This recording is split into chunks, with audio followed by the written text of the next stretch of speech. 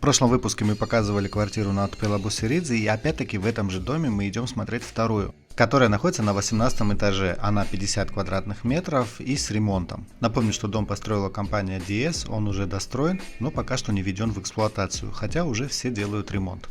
В этом подъезде тоже два лифта, один грузовой и один пассажирский. Ну что ж, поехали наверх.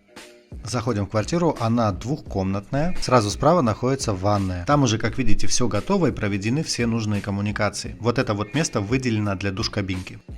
Теперь передвигаемся в спальню, которая светлая, здесь большие панорамные окна и выход на балкон. Ну а тут рядышком по соседству с ней находится уже и зал, тоже с такими же панорамными окнами и выходом на балкон. Ну и в самом начале зала выделена зона кухни. А теперь давайте посмотрим, какой отсюда открывается вид из балкона. В этом случае вид уже не на горы, а прямо на море и город. Ночью здесь уже другая картинка и тоже по-своему красиво.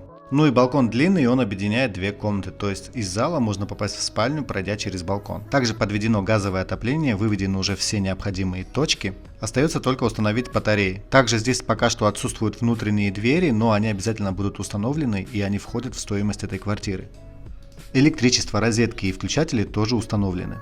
Итак, квартира 50 квадратных метров, находится на 18 этаже и ее стоимость $38 тысяч с ремонтом, но без мебели. Мы пришли сюда чуть раньше, чем владельцы успели доделать запланированный ремонт. Через пару недель уже все будет полностью готово. Меня зовут Давид Суркава, это номер телефона нашего агента, который занимается продажей данной квартиры. По всем вопросам звоните на этот номер. Всем хорошего настроения, пока!